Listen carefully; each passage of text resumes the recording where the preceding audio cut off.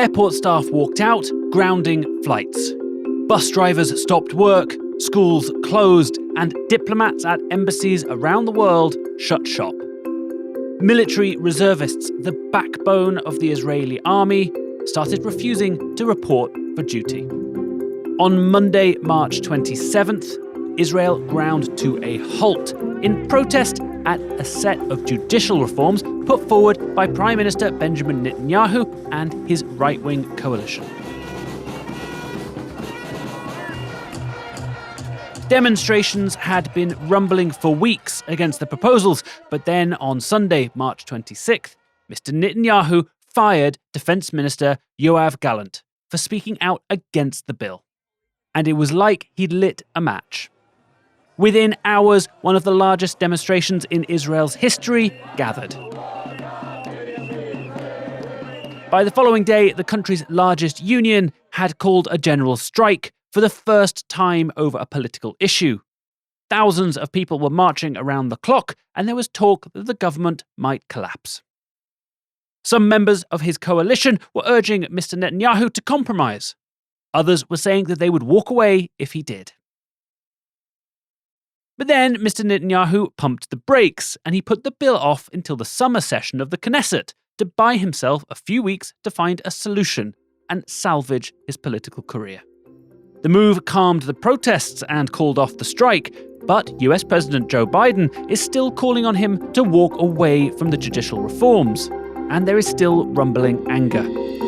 This is Beyond the Headlines. I'm James Haines Young, and this week we're looking at the Israeli Prime Minister Benjamin Netanyahu's controversial judicial reforms and how they've ignited some of the biggest protests the country has ever seen. Before we start, if you want to get all of the latest episodes of Beyond the Headlines as soon as they come out, then just hit the subscribe button in your podcast app. So, what exactly are the reforms that Mr Netanyahu is proposing? Well, simply, they would give the government more say in hiring and firing judges, and they would block the Supreme Court from striking down laws put forward by Cabinet and Parliament. Mr Netanyahu says that these proposals are needed, they're justified and they're proportional. He says that an unelected judiciary has too much power over elected officials. His proposal, he says, are no different from the system in many other democracies. However, opponents worry that such a move would make the judiciary a tool of politicians. And they point out that the Prime Minister would suddenly have a say in his own trial for corruption and embezzlement in office, which he denies. Many worry that this would be the death knell of Israeli democracy. Here's the National's Jerusalem correspondent, Thomas Helm, talking about how events unfolded. Israel might well have just gone through one of the most politically significant weeks in its history. Only a few days ago, the country's longest-serving Prime Minister, Benjamin Netanyahu, appeared to be on the cusp of radically changing the judiciary in a manner that opponents say would end democracy in the country. Mr Netanyahu is probably one of the most successful politicians alive, and is hugely adept at getting out of tricky situations. But on Monday, something snapped in the Israeli public, and the Prime Minister was forced to climb down. It is quite possible that his government and career never recovers. The straw that broke the camel's back was Mr Netanyahu sacking Defence Minister Yoav Gallant. The minister had earlier warned that the judicial reforms posed a tangible danger to Israel, with more and more military personnel refusing to turn up for duty in opposition to the government. Israel is, and always has been, surrounded by enemies, so the population listens closely to the defence establishment. They did not like seeing a prime minister sack the most senior official in charge of security for pointing out a threat. It was remarkable watching Monday's events. Hundreds of thousands of Israelis protested across the country. The government looked increasingly rattled, divided, and chaotic throughout the course of the day. Eventually, in the evening, Mr Netanyahu announced he would pause the judicial reforms until Parliament returns at the end of April for its summer session. He also pledged that he would use the interim to try and find consensus with the opposition. But things are far from resolved. Monday also saw a large pro-government counter-demonstration in which the crowd was clear about one thing: they would not tolerate the failure of the legal reforms. They view them as crucial to rebalancing Israel's democracy and ending the left-wing bias of an overly powerful judiciary.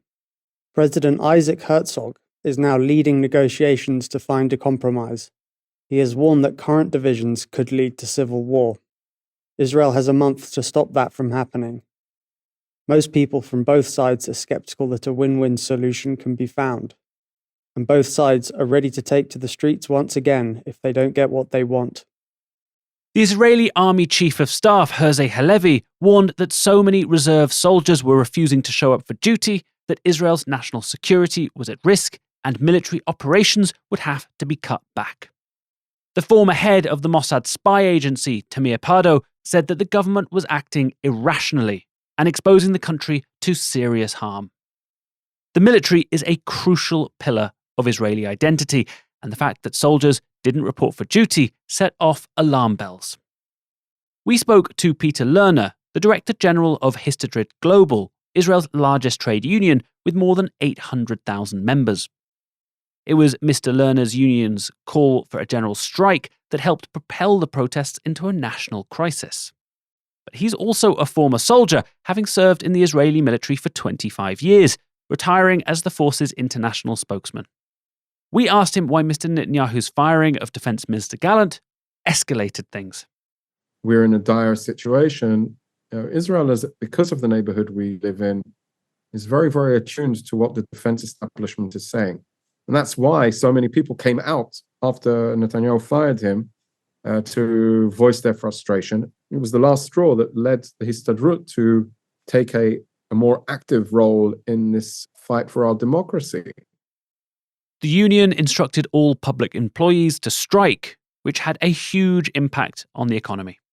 This is a coordinated effort between the unusual suspects. You have business and workers who identify the problems which are societal and economical and decided to work together. So it's not a general strike in the traditional terms that we usually have, but rather a strike that said, let's shut down everything together to send a very clear message to Netanyahu. Israel has conscription, meaning that most young people have to undertake military service, but a lot also continue afterwards as reservists.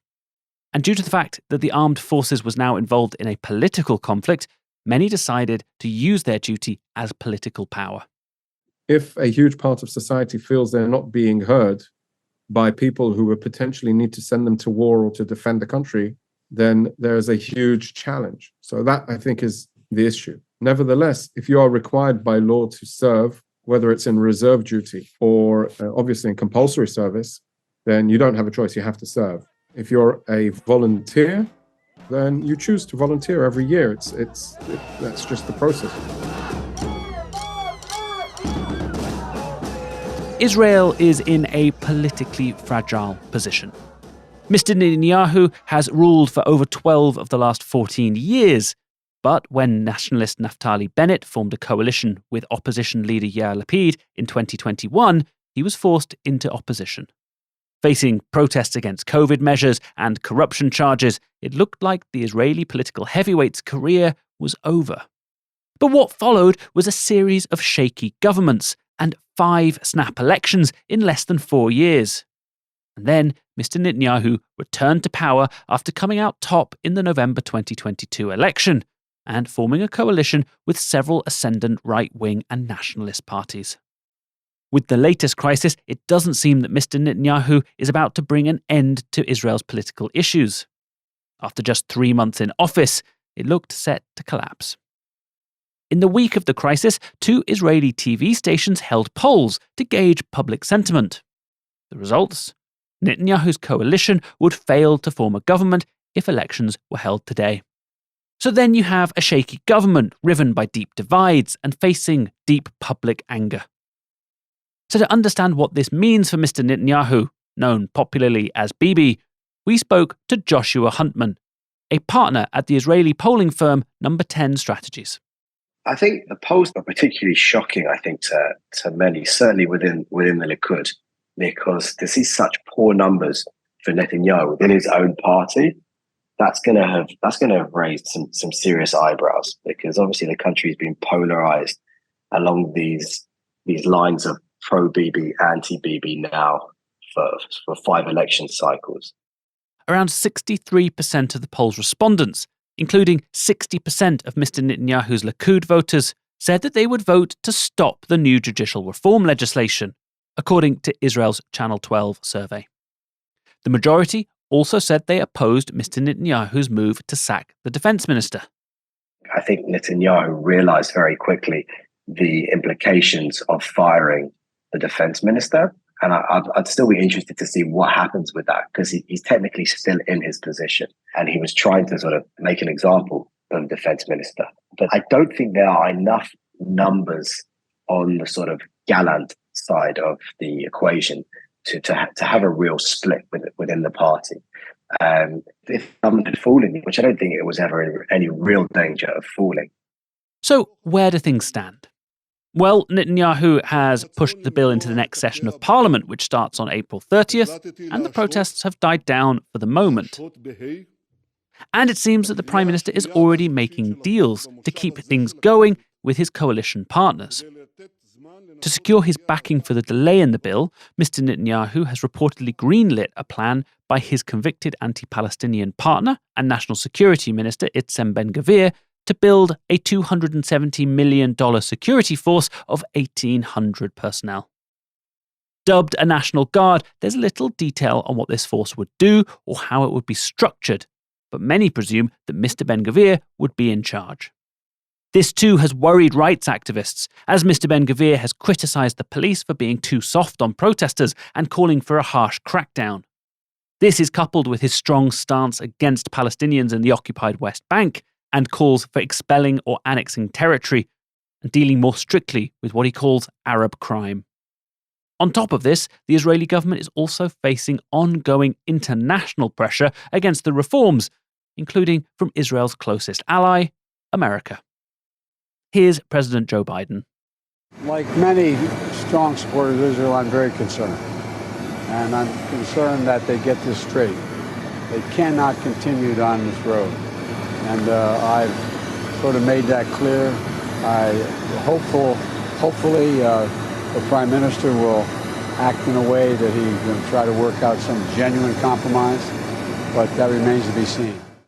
Now, the government and opposition are engaged in talks, mediated by President Isaac Herzog, and some smaller protests are still rumbling on. But the Prime Minister is confident he can get an agreement. How do we ensure that the judiciary remains independent and that we balance the need to strengthen the executive and the legislative, and at the same time, protect individual rights? I think that balance can be achieved. And that's why I've promoted a pause that now enables both the opposition and the coalition to sit down and try to achieve a broad national consensus to achieve both goals. And I believe this is possible. We're now engaged in exactly this conversation. But does Joshua think that a deal can be struck? I'm not confident they're going to go anywhere. I think the protests here, I think they will continue. I'm not sure they will continue with the same energy that you've seen. I'm not sure we'll see. But I don't think we should be fooled. If these negotiations fail, and if Levin and the wing of the Likud and the religious Zionists go back to their position, which is an extreme position, the people will be back on the streets again. And the general strike, which sort of occurred for half a day and hasn't occurred since the time of the British Empire, that scared the hell out of a lot of people in the Likud. That, I think, will be back on the table again. Mr Netanyahu's coalition survived a no-confidence vote called by the opposition in the same week as the crisis. The motion failed by a vote of 59 to 53. So, at least in the Knesset, Mr Netanyahu is hanging on. And if the polls are as dire as they appear, those in power will have a vested interest in keeping the ship afloat. Here's Dr. Guy Laurie, a research fellow at the Israeli Democracy Institute. I think the public understands well that the intent of the government is to really transform the character of Israel and to undercut its democratic character. And I think the public now might not even be content with any kind of pause of the legislation for that reason, because they're aware of what the plans are and remain of the government, and they want more protection of human rights, civil rights in Israel now.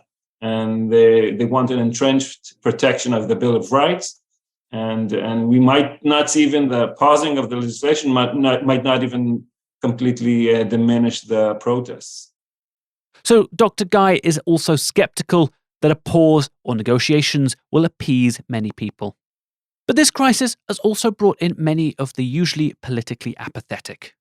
It could see more people engage with the broader ongoing political crunch in Israel as it lurches from short-lived administration to short-lived administration.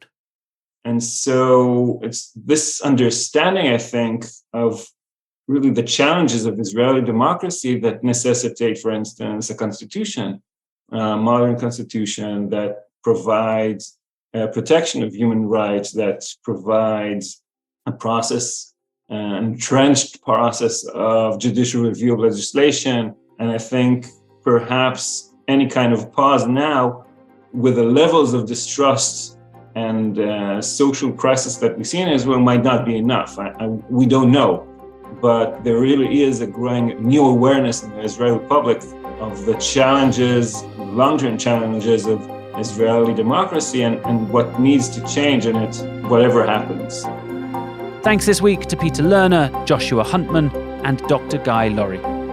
This episode was produced by Thomas Helm, Nader Al-Taha, Dua Farid, and Arthur Edison. This was Beyond the Headlines. I'm James Haines Young, and if you want all of the episodes as soon as they come out, then just hit subscribe in your podcast app. And if you can leave us a review while you're there, it makes all the difference.